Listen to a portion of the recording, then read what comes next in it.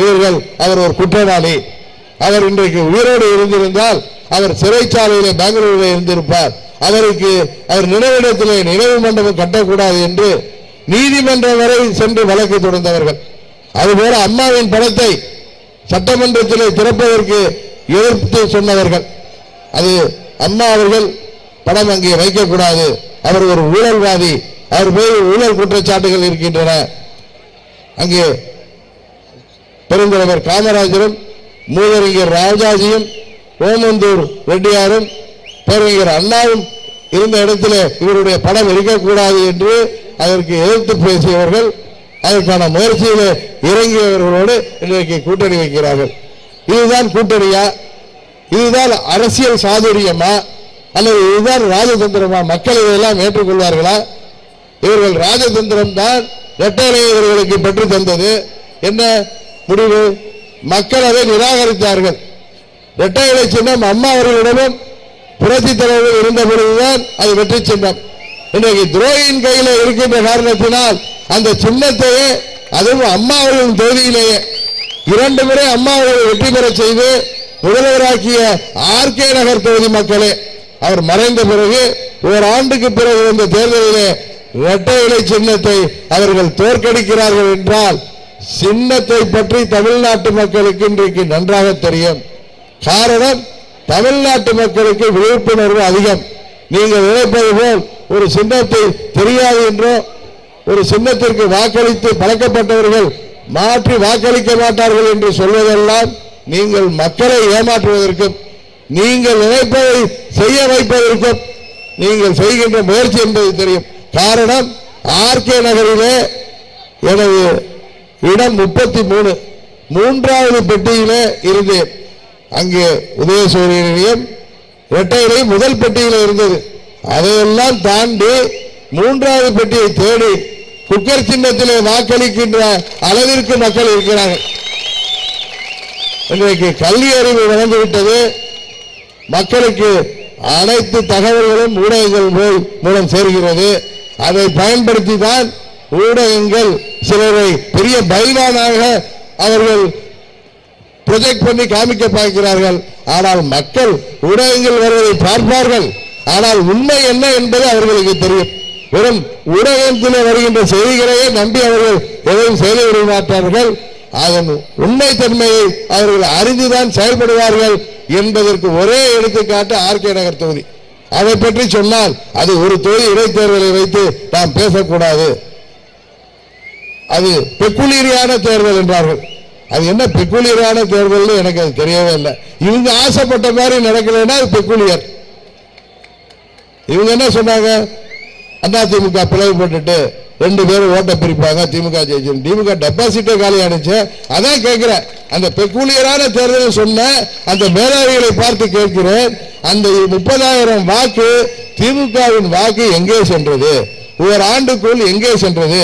கடலிலே போய்விட்டதா, இல்லது காற்றிலே கறந்து விட்டதா, இல்லை பூமியிலே புகுந்து விட்டதா, இல்லது ஆகாயத்திலே மறைந்து விட்டதா என்று அந்த மேதாவிகள் தான் சொல்ல வேண்டும்.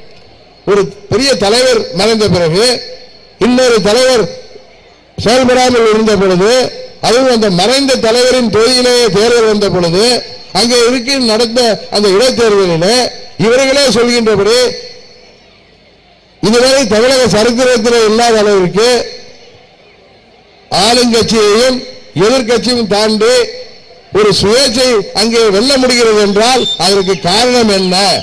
அதற்கு நீங்கள் சொல்லுங்கள் பதில். இன்றைக்கு சொல்கிறார்கள் இந்த அணியிலே இது மெகா அணியாம். அதிமுக, பாரதிய ஜனதா கட்சி, பாமக, ஏதோ கட்சிலாம் வருது. மக்கள் இந்த அணி இது வரைக்கும் நீங்க இங்க வந்திருக்கீங்க எவ்வளவு பேர், பல 72 கட்சியில் உள்ளவங்க இருப்பீங்க, எவ்வளவு நாள் பல தேர்தல்களில் வாக்களித்தவங்க இருப்பீங்க, பல கூட்டணிகளை பார்த்திருப்பீங்க. அன்னைக்கு அதிமுக கூட்டணி அமைத்த உடனே இன்னைக்கு இந்த சோசியல் மீடியாவில், சமூக வலைதளத்தில் கட்சி சம்பந்தப்பட்டவர்களாக தாண்டி நியூட்ரலா உள்ள பொதுஜனம் எத்தனை பேர் எத்தனை விதமான அதுல அவங்க கருத்துக்களை பதிவு செஞ்சிருந்தாங்க. எப்படி இந்த கூட்டணி போய் ஓட்டு கேட்க முடியுமா?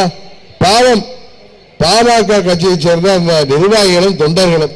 நான் இன்றைக்கு ஒன்றை சொல்லிவிட்டு திமுகவும் நாமும் கூட்டணி சேர்ந்தால் எப்படி இருக்கும்? புரட்சி தலைவர் அவர்கள் தீய சக்தி என்று சொன்ன அதை எதிர்த்து ஆரம்பித்த இயக்கம் அனைத்து இந்திய அண்ணா திராவிட முன்னேற்ற கழகம். அந்த இயக்கம் அவருக்கு பிறகு அம்மா அவர்களால் வழிநடத்தப்பட்ட இயக்கம் இன்றைக்கு அம்மாவின் திருவுருவத்தை தாங்கி இருக்கின்ற படத்தோடு அவருடைய திருப்பெயரை தாங்கி இருக்கின்ற 95% அம்மாவின் தொண்டர்களால் இயக்கப்படுகின்ற இயக்கம் பிஜேபி, அதிமுக, பாமக, தேமுதிக வரப்போதுங்கிறாங்க. ஒரு பெரிய மெகா கூட்டணி, சரியான பித்தலாட்ட கூட்டணி. அது அங்க போற இடத்துல மக்கள் அவர் டாக்டர் சின்னையா அன்புமணி வார்த்தைகளை சொல்லணும்னா மானங்கெட்ட கூட்டணி. இன்னொரு கூட்டணி பைல்வான் கூட்டணி உங்களுக்கு தெரியும்.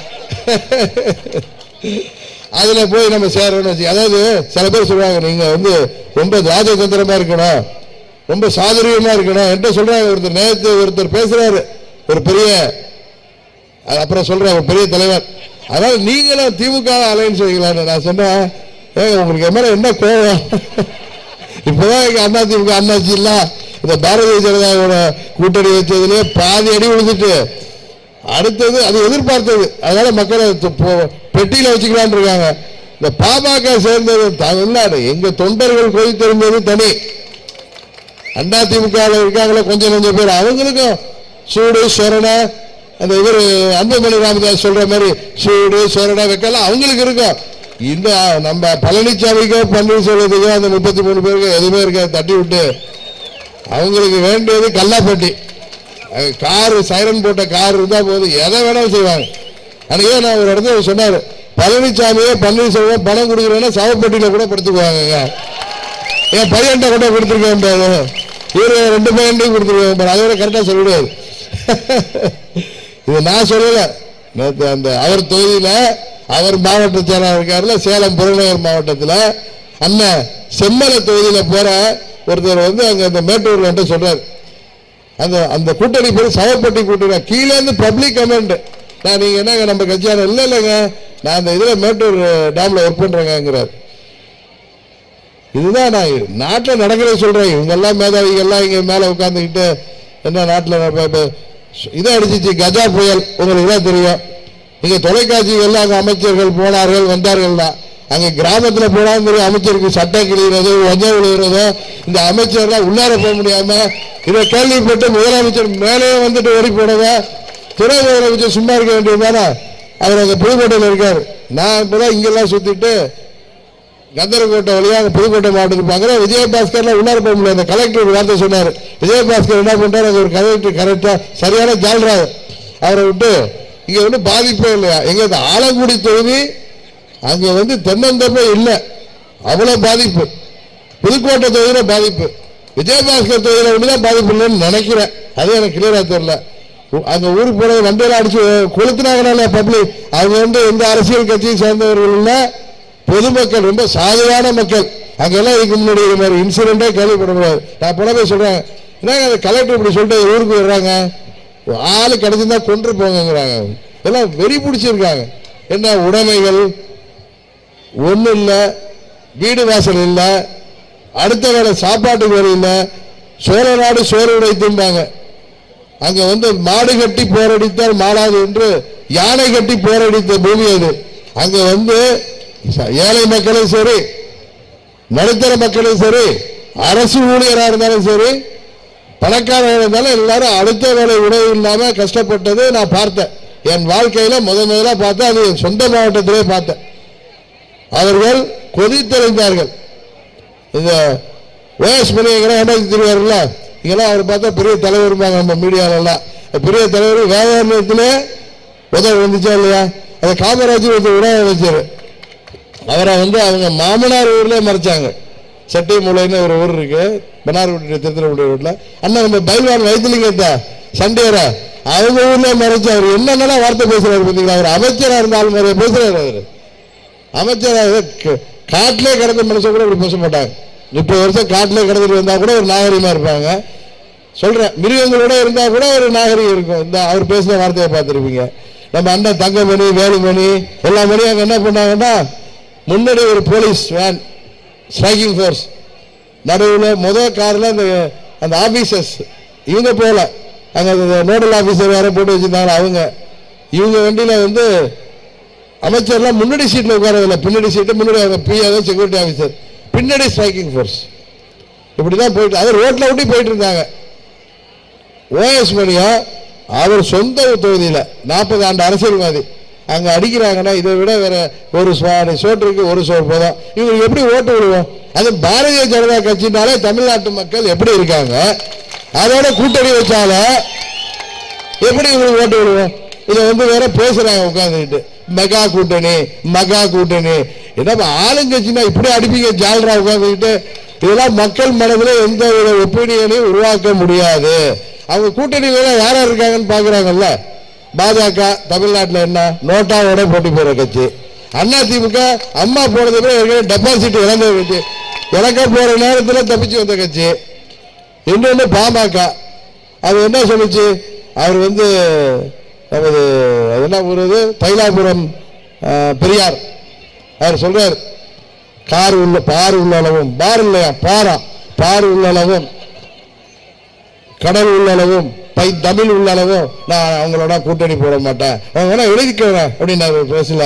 இப்போ என்ன அதான் ஒரு பையன் சின்ன அன்புமணி யுனைடெட் நேஷனோட பிரசிடண்டா இருக்க வேண்டியவர், அவர் எப்படியெல்லாம் பேசுறாரு பாருங்களேன்.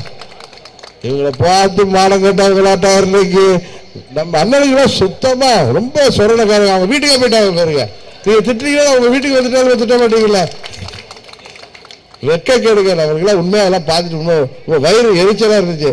என்ன கட்சி இது? மிலிட்ரி மாதிரி ஒரு ஆர்கனைசேஷனை அம்மா வந்து எப்படி வச்சிருந்தாங்க, இந்த லீடர் எப்படி இவங்க போய் வீடு வீடா உட்காந்து விருந்து சாப்பிட்றாங்களா? விருந்து யாரு வீட்டில்? அம்மாவுக்கே நினைவிடுங்க. இவங்களுக்கு என்ன? ஆனா ஒன்னே ஒன்று இன்றைக்கு சொல்லிக் கொள்கிறேன், இவங்க அம்மாவுடைய ஆட்சி அம்மாவுடைய ஆட்சின்னு சொல்லி மக்களை ஏமாற்ற முடியாது. நடக்கிறது ஒண்ணு பழனிசாமி அம்மாவுடைய ஆட்சி, இல்ல நம்ம பன்னீரோட அம்மா ஆட்சி தான் நடக்குது. அவங்க பையில அவங்க அம்மா படம் தான் வச்சிருக்கணும். எப்படி சிலை வச்சாங்களே அவங்க பாட்டி சிலை மாதிரி. துரோகம்னா இப்ப என்ன? இவங்க நம்மளுக்கு பண்ணது என்ன துரோகம் இல்லையா? இன்னைக்கு அம்மாவுக்கு பண்ணது என்ன? இதுக்கு பேரு அம்மாவுக்கு என்ன பண்ணிருக்காங்க? அம்மாவை வந்து அவங்க இல்லாதப்ப எவ்வளவு வன்மத்தோட குரோதத்தோட ஒரு தலைவர் சமூக நீதி காத்த போராளிங்கிறார, ஒரு போராளி பேசுற பேச்சாது பெருச்சாளி மாதிரி பேசிட்டு அலைகிறார் அவரு. ஏன்னா மக்கள் ஏமாளியா? முந்தா நாள் போய் கவர்னர்கிட்ட போய் மனு கொடுக்குறாங்க, 70 லட்சத்துக்கு இவர் ஊழல் செய்து 70 லட்சம் கோடின்னு. இவர் புத்தகம் வேற எழுதுறாரு நம்ம பழனிசாமியை பத்தியா பன்னீர்செல்வம் இந்த ஆட்சியை பத்தி. இதெல்லாம் கேள்விப்பட்டிருக்கோம். எந்த நாட்டில் முந்தா நாள் போய் கவர்னர்கிட்ட இந்த ஆட்சி மேல ஊழல் பட்டியலை கொடுத்துட்டு இந்த கட்சிகளோட நான் கூட்டணி போனேன்னா என்ன வந்து அவங்க அம்மாவை சம்பந்தப்படுத்தி பேசின ஒரு வாய், அந்த நாக்கு 2 மாசம் கழிச்சு எப்படி மாறி பேசுது பாருங்க. இதுதான் ராஜதந்திரமா? இதற்கு பேர் தான் ராஜதந்திரமா? இது நீங்கள் நினைப்பது போல் உங்களுக்கு பாராளுமன்ற தொகுதியில் வெற்றியை தருமா? தரும் 0 தான் தரப்போகுது. இது நடக்கிறதா இல்லைன்னா அந்த மேதாவிகளுக்கு நான் சொல்லிக் கொள்கிறேன். என்னிட்ட பாக்குறப்பெல்லாம் உங்கள்கிட்ட கூட்டணி யாரும் வரலையாக்கும். நான் தான் சொல்லிட்டு இருக்கிறேன், எங்க நிர்வாகிகளாம் தெரிய வெட்டிக்கலாம். இப்ப அம்மா இப்படி பேசுறவங்கள்ட்ட நம்ம போனா மக்கள் நம்மளை செருப்பாலே அடிப்பாங்க. நம்மளை செருப்பால் நான் சொன்னேன், நம்ம ஐயா ராமதாஸ் ஸ்டைல பேசுவோமே, நான் அப்புறம் தூக்கு மாட்டி தொங்க வேண்டியதுதான். அவர் சொன்னால சவுக்கால் அடிக்கல. நான் அது மாதிரிலாம் இன்னைக்கு ஒன்று பேசிட்டு அடுத்த நாள் அசிங்கெல்லாம் பட முடியாது. இப்போ முக்காடு போட்டுலாம் நம்ம போக முடியாது. வெற்றி இதெல்லாம் வேணாம். ஏன்னா நிறைய பேர் அப்ரோச் பண்றாங்க, தெரிஞ்சவங்கள்ட்ட பேசுறாங்க. அதெல்லாம் வேணாம். நம்ம கண்ணியமா இருப்போம்.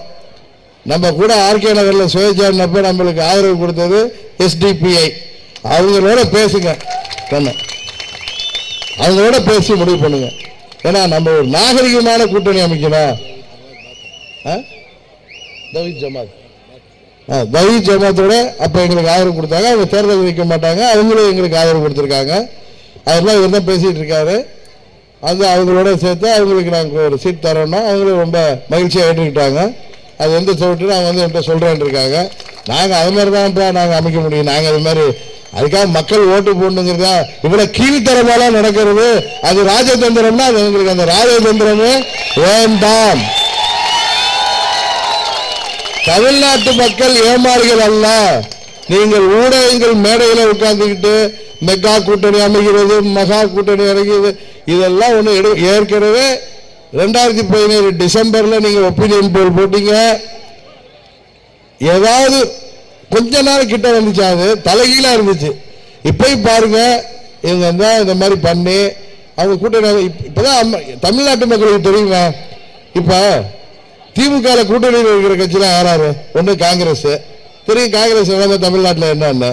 இன்னொன்று மதிமுக, அவங்க எல்லாம் ஏற்கனவே மக்கள் நல கூட்டணி அமைச்சு ஒரு முதல்வரை கொண்டு போய் டெபாசிட் காலி பண்ணாங்க. விடுதலை சிறுத்தைகள், 2 கம்யூனிஸ்ட். இப்ப அவங்களாம் யாரோட இருக்காங்க? ஏற்கனவே வந்துட்டாங்க. மீதி இருந்தவங்களாம் ஆர்கேநகர் பை எலெக்ஷன்ல வந்தாங்க. என்ன நினைச்சவங்க? இருக்கிறவங்களாம் சுரண்டி நம்மளை போட்டு விட்டாங்க. அது கூட்டணி, அது ஒரு பெரிய கூட்டணிங்கிறாங்க. ரைட், அந்த பெரிய கூட்டணி. இங்க யார் இருக்கா? தமிழ்நாட்டு மக்கள் தினமும் விரும்புகின்ற அதிமுக, தமிழ்நாட்டு மக்கள் ஏங்கி தவிக்கின்ற பாரதிய ஜனதா, இன்னொன்னு நம்ம பேராபுரம் காந்தியுடைய கட்சி, இன்னொன்னு கட்சி வருதுங்கிறாங்க. வரட்டும் வரட்டும். அதுக்குள்ளே அந்த கட்சி தலைவரோட பையன் எங்ககிட்ட எல்லாம் மறைமுகமா வந்து காலில் விழுகிறாங்க. என்ன மெச்சூரிட்டி பாருங்க. அது மாதிரி எங்க வீட்டில் வந்து வராத அரசியல்வாதிகளே இல்லை. தூங்கி எந்திரிச்சா எங்க அப்பா முகத்தில் முடிக்கிறது கூட இவங்க முகத்தில் இப்படி எல்லாம் அவங்க வீட்டுக்கு தேடி போறாங்க. இதே மாதிரி அன்னைக்கு அந்த பையன் பேசினாரு, எங்கள்கிட்ட எல்லாம் மறைமுகமா காலில் விழுறாங்க. சொன்ன இன்னைக்கு நான் பிரஸை பார்த்து கேட்கிறப்ப யாரு வந்து உங்க வீட்டில் காலில் விழுதாங்கிறத கிளியரா சொல்லு. எல்லாருன்னா யாரு? எல்லாருன்னா நான் தமிழ்நாட்டில் உள்ள எல்லா தலைவரும் யாரு உங்க வீட்டை மறைமுகமா பேசுறாங்க சொல்லுங்க அப்படி கேட்கறது. சரி, என்னட்டு சொன்னாரு தலைவர் கழக நிர்வாகிகள் சொன்னாங்க, சின்ன பையன் பேசுறது பேசிட்டு இருக்க. திரும்பவும் பேசுறாரு. அவர் வீட்டுலாம் போக முடியுமா? அப்படிலாம் போய் கூட்டணி வைக்க முடியுமா? அது மாதிரிலாம் மானகட்டத்தனமா நடக்க முடியுமா? ஏன்னா ராஜதந்திரங்கள் பேர்ல போய் ஒருத்தர் அன்புமணி சொல்ற மாதிரி தரையை நடக்க முடியும். நம்ம அதான் சொல்றேன், வைக்கணும் திமுகவோட தான் வைக்கணும். அது பெரிய ராஜதந்திரம்.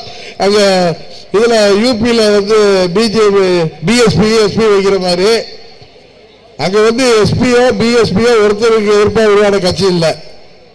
அது தெரிஞ்சுங்க. அது சொல்ற ராஜதந்திரம்னா அதை கூட அமைக்கலாமே. இதெல்லாம் செய்ய முடியுமா? செய்ய முடியாததெல்லாம் செய்ய சொன்னீங்கன்னா அதுக்கு ராஜதந்திரம் இல்லை. அதுக்கு பேர் சந்தர்ப்பவாதத்தை விட இன்னும் கேவலமான பேர்லாம் இருக்கு. அதை நம்ம சொல்ல விரும்பல. 40 தொகுதிகளிலும் அம்மா மக்கள் முன்னேற்ற கழகம் கூட்டணி அமைத்து போராடும். அம்மாவின் உண்மையான தொண்டர்கள் 95% பேர் எங்களோடு தான் இருக்கிறார்கள். தமிழ்நாட்டு மக்களுடன் நாங்கள் இருக்கிறோம். தமிழ்நாட்டு மக்களும் அம்மாவின் தொண்டர்களும் எங்களோடு இருக்கும் பொழுது எங்களுக்கு வேறு எங்கள் அம்மாவை பழித்தவர்களுடன் அவரும் அவர் மறைவிற்கு பிறகு அவரை வன்மத்தோடு குரோதத்தோடு அந்த மாபெரும் தலைவரை இழித்து பேசியவர்களுடன் எக்காரணத்தை கொண்டு நாங்கள் கூட்டணி வைக்க மாட்டோம். தமிழ்நாட்டு மக்களுக்கு தெரியும் யாருக்கு வாக்களித்தால் நாட்டிற்கு நல்லது, யாருக்கு வாக்களித்தால் மத்தியிலே ஆட்சியிலே வருபவர்களோடு சமரசம் செய்து கொள்ள மாட்டார்கள், யாருக்கு வாக்களிக்க வேண்டும் என்று அவர்களுக்கு தெரியும். இந்த கட்சிகளை பார்த்து வாக்களித்த காலங்கள் எல்லாம் மலையேறிவிட்டது. இது யாருக்கு நாம் வாக்களிக்கிறோம் என்பதை யோசித்து வாக்களிப்பார்கள். இன்னொன்றையும் இந்த நேரத்தில் நான் சொல்லியிருந்தேன். அண்ணா பன்னீர்செல்வம் சொல்லியிருக்கார், அம்மா மக்கள் முன்னேற்ற கழகம் தான் வருங்காலத்தில் தேர்தலில் 2019 ஏப்ரல் மேல் நடக்கிற தேர்தலில் இந்தியாவின் பிரதமரை தீர்மானிக்க போகுதுன்னு சொன்ன. எந்த சென்ஸ் சொன்ன? இப்ப காங்கிரஸ் கட்சிக்கோ இல்ல பிஜேபிக்கோ அங்க ஒன்னும் அறுதி பெரும்பான்மை கிடைக்க போறது இல்லை. அதனால பிரதமர் யாருங்கிறத தமிழ்நாட்டு மக்கள் தீர்மானிப்பார்கள். அவர்கள் வாக்களித்து வெற்றி பெறப் போகிற அம்மா மக்கள் முன்னேற்ற கழகம் தான் அந்த வாய்ப்பை தமிழ்நாட்டு மக்கள் சொன்னார். இவர் என்ன சொல்றாரு? இவர் பேசுறாரு, அவருடைய மெச்சூரிட்டியை பாருங்க. இவர் சொன்னது வரைக்கும் ஆர்கே நகர்ல என்ன ஆச்சு? நீங்க 2 பேரும் ஒரு ஜீப்ல நின்றுட்டு விளக்கெண்ணை குடிச்ச மாதிரி ரெட்டையில தூக்கிட்டு வந்தீங்களா? அங்க என்ன சொன்ன? நான் ஜெயிப்பேன்னு சொன்னீங்களா? தோக்க போறீங்கன்னு சொன்னதா இல்லையா? தோத்தீங்களா? அதுக்கப்புறம் அடுத்த தேர்தலில் தான் நான் சொன்னது நடக்க போகுது. அதுக்கப்புறம் நடந்தா அதுக்கப்புறம் என்ன பண்ணலாம்னு முடிவுங்கிறத பன்னீர்செல்வம் தான் சொல்லணும். தமிழ்நாட்டு மக்கள் தான் திரும்பவும் சொல்கிறேன், இந்தியாவின் பிரதமரை தீர்மானிக்கிற சக்தியாக இருக்க போகிறார்கள். அவர்களால் வெற்றி பெறுகின்ற அவர்கள் ஆதரவோடு வெற்றி பெறப் போகின்ற அம்மா மக்கள் முன்னேற்ற கழக பாராளுமன்ற உறுப்பினர்கள் தான் அதை தீர்மானிப்பார்கள் என்பதை மீண்டும் உறுதியோடும் சொல்லி